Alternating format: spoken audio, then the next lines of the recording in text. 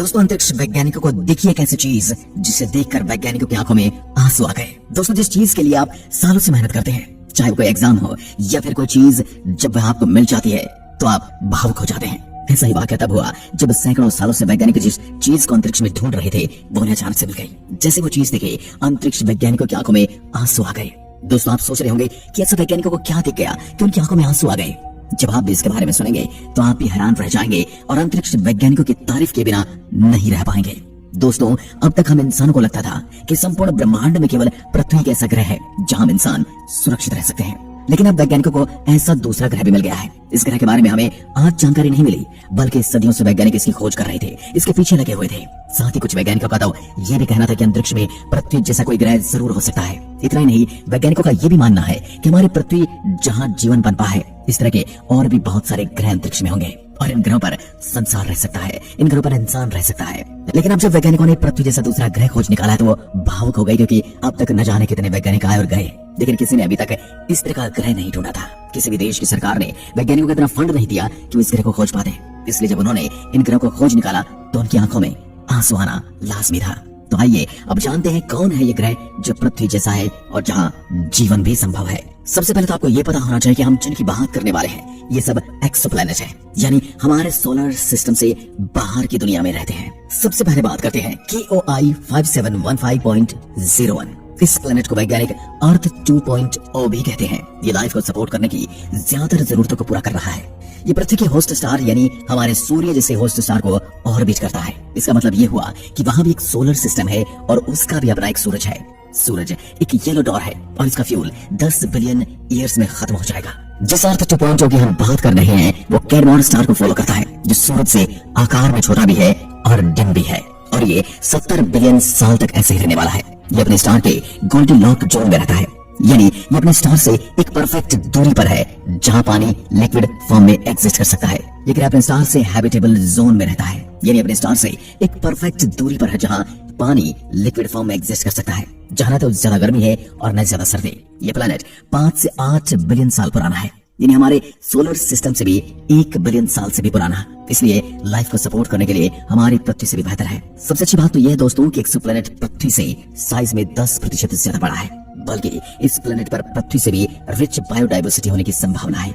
लेकिन एक समस्या है कि हमारी पृथ्वी से ज्यादा ठंडा ग्रह हो सकता है, लेकिन ये कोई बड़ी परेशानी नहीं है, क्योंकि वैज्ञानिकों का मानना है कि एक सही वातावरण और स्ट्रॉन्ग ग्रीन हाउस इफेक्ट से इसका समाधान निकालना मुमकिन है। दोस्तों, अगर अपने सोलर सिस्टम से बाहर कोई इंसान पहुंच पाया है तो सबसे पहला नाम इसी ग्रह का आएगा, स्पेकुलोस 2c। ये भी एक एक्सोप्लैनेट है और हमारी पृथ्वी से सबसे कम दूरी पर मौजूद है। ये पृथ्वी से केवल 106 लाइट ईयर की दूरी पर मौजूद है। हालांकि ये बहुत ज्यादा है, लेकिन अन्य सभी एक्सोप्लैनेट के मुकाबले सबसे कम दूरी इसी की है। अभी तक जितनी भी सबसे तेज टेक्नोलॉजी है उसके साथ इस ग्रह पर पहुंचने पर 2 लाख वर्ष लग जाएंगे, क्योंकि हमारे पास इतने फास्ट रॉकेट इंजन मौजूद ही नहीं है, इसलिए अभी तो यहाँ नहीं पहुंचा जा सकता। लेकिन ये बात पृथ्वी जैसे दूसरे ग्रह की हो रही है तो इसके बारे में हमें कुछ और जानना चाहिए।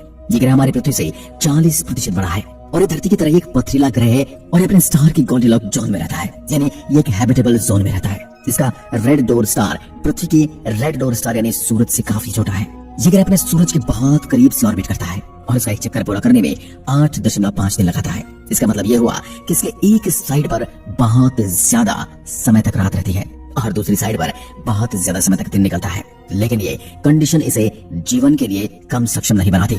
यहाँ हम जाकर आराम से रह सकते हैं, लेकिन यहाँ समस्या अगर किसी चीज की है तो वो है दूरी। इतनी दूरी को कवर करने के हमारे पास आज के समय में कोई यंत्र नहीं है। तो चलिए बढ़ते हैं अगले प्लेनेट की ओर, केपलर 1126। ये प्लेनेट हमारी पृथ्वी से 2023 लाइट ईयर की दूरी पर है, लेकिन ये भी हमारी पृथ्वी से काफी मिलता जुलता है। ये एक ऐसे सोलर सिस्टम से बिलोंग करता है जो कि 7.45 बिलियन साल पुराना है, यानी हमारे सोलर सिस्टम से भी ज्यादा पुराना है। इसका भी एक अपना सूरज है जो कि सन जैसा ही है। जितनी दूरी हमारी पृथ्वी की सूरज से है वहीं इस ग्रह की दूरी अपने स्टार से 2.5 गुना कम है, यानी यहाँ बहुत गर्मी हो सकती है, लेकिन इंसानी जीवन के लिए सही नहीं है। लेकिन यहाँ कुछ ऐसा है ही नहीं, क्योंकि इतनी दूरी के बावजूद दूसरे ग्रह के टेम्परेचर और पृथ्वी के टेम्परेचर में कुछ ज्यादा फर्क नहीं है, क्योंकि ये ग्रह पृथ्वी के मुकाबले ज्यादा ठंडा है। इसकी अपने स्टार से दूरी कम सही है, यहाँ इंसानी जीवन आराम से पनप सकता है। वहीं इस स्टार का गोल्डीलॉक जोन भी बहुत नजदीक है, यानी यहाँ पानी सॉलिड नहीं लेकिन लिक्विड फॉर्म में ही रहता है। लेकिन ये पहले बताए गए दोनों प्लेनेट से कम सुटेबल तो है ही। केपलर 69c ये ग्रह पृथ्वी के करीब 2407 लाइट ईयर्स की दूरी पर है। यानी बहुत दूर है। लेकिन यहाँ बात उन ग्रहों की हो रही है जहाँ पृथ्वी जैसा इंसानी जीवन मौजूद है, तो इसमें इसका भी नाम शामिल है। ये करीब 7 बिलियन साल पुराना है, हमारी अर्थ से और सोलर सिस्टम से भी पुराना है, और हमारी पृथ्वी से 4 गुना बड़ा भी है। और जब पृथ्वी की तरह सतही प्लेनेट है, यानी कि रॉकी प्लेनेट है, वैज्ञानिकों का मानना है कि इसके बीच बड़े बड़े डेजर्ट हो सकते हैं, लेकिन यहाँ भी समुद्री किनारे भी काफी मात्रा में होने की संभावना है। ये अपने स्टार से हैबिटेबल जोन में है और ये उसी ऑर्बिट करने में 242 दिन का समय लगाता है। यानी यहाँ हर एक साल 242 अर्थ डे में पूरा होता है, जो हमारे सोलर सिस्टम के प्लैनेट्स वीनस से मिलता जुलता है। इसलिए इसके ऊपर डिबेट भी चलती रहती है कि अर्थ जैसा है या फिर वीनस जैसा। ये बाकी सभी प्लैनेट में से सबसे कम सुटेबल है, लेकिन पूरी तरह से नहीं। जीवन की संभावनाएं यहाँ अभी भी खत्म नहीं हुई है, यहाँ अभी भी जीवन की संभावनाएं हैं। केपलर 452b इस ग्रह को पृथ्वी का कजन कहा जाता है और ये पृथ्वी से 1800 लाइट ईयर की दूरी पर मौजूद है, और ये स्टार से उतनी ही दूरी पर चक्कर लगाती जितनी दूरी पर पृथ्वी। और इस ग्रह में सब कुछ एक जैसा तो नहीं है, लेकिन यहाँ काफी मिलता जुलता जरूर है। इसका ऑर्बिट पीरियड भी काफी सिमिलर है। यहाँ पर एक साल 384 अर्थ डे में पूरा होता है। ये भी पृथ्वी की तरह एक रॉकी प्लेनेट है, बस इसकी कमी ये है कि पृथ्वी के मुकाबले ज्यादा एनर्जी रिसीव करता है। इसकी वजह से यहाँ रनवे ग्रीन हाउस इफेक्ट हो सकता है, यानी ये थर्मल रेडिएशन को प्लेनेट से बाहर निकलने से रोकता है, और यहाँ पानी लिक्विड फॉर्म में नहीं बदल पाता। लेकिन वैज्ञानिकों के अनुसार इसका भी समाधान किया जा सकता है, लेकिन पृथ्वी से इस प्लेनेट पर पहुंचने में 30 मिलियन साल लग जाएंगे। अभी हमारे पास जो रॉकेट टेक्नोलॉजी है उसके हिसाब से इसलिए यहाँ जाना फिलहाल तो नामुमकिन है। लेकिन एक बात तो आप समझ जाना चाहिए कि केवल पृथ्वी पर ही जीवन नहीं है। वैज्ञानिकों ने ये प्रूव कर दिया है कि ऐसे कई ग्रह जहाँ जीवन संभव है। यह हम सभी ने बड़े बड़े टेलीस्कोप से देखा है, ऐसे टेलीस्कोप्स जो दूर अंतरिक्ष में देख पाते हैं। वहाँ की अलग अलग तरंगों की मदद से हमने ये तो देख लिया है कि उस ग्रह पर जीवन संभव है, लेकिन ये नहीं देख पाया कि वहाँ जीवन मौजूद है या नहीं। हो सकता है अगर वो हैबिटेबल जोन में है तो वहाँ भी किसी प्रकार का जीवन जरूर होगा, और इन सभी चीजों से पर्दा तभी उठ पाएगा जब हम इंसान ऐसे टेक्नोलॉजी को डेवलप कर लें जो लाइट की स्पीड से बराबर नहीं से, लेकिन लाइट से थोड़ा कम की स्पीड से एबिलिटी यानी स्पीड तक हमें पहुंचा दे, ताकि हम ऐसे यान बना लें वो जल्द से जल्द लाइट ईयर्स पार करके उन ग्रहों तक पहुंच सके। हमें स्पेस में ट्रैवल करने की अपनी गति को बढ़ाना होगा, और यही एक तरीका है इन प्लैनेट्स तक पहुंचने का। ऐसा करने के लिए हमें बेहतरीन और बहुत ज्यादा इन्वेस्टमेंट चाहिए। अब दुनिया भर में मिलिट्री के ऊपर जो खर्च किया जा रहा है, और उसे न करके पूरी दुनिया में पीस को मेंटेन किया जाए और मानवता को एक धर्म घोषित कर दिया जाए, तो कोई भी बाउंड्री न माने, सबको मिलाकर करते जाए और एक सरकार बन जाए, या फिर अलग अलग भी सरकारें बनती है तो ठीक है। अगर मानव जाति की प्रगति की बात करें तो फिर दुनिया के देशों को ज्यादा से ज्यादा इन्वेस्ट करना चाहिए इन रिसर्च एंड डेवलपमेंट पर। अगर वहां पर पैसा लगा तो हम जरूर ऐसा कोई न कोई स्पेसक्राफ्ट बनाने में कामयाब हो जाएंगे जो लाइट की स्पीड के बराबर न सही, लेकिन उससे थोड़ा सा कम होकर इतनी स्पीड जरूर जनरेट कर लेंगे कि हम इन ग्रहों पर एक जीवन में रहते हुए पहुंच सके।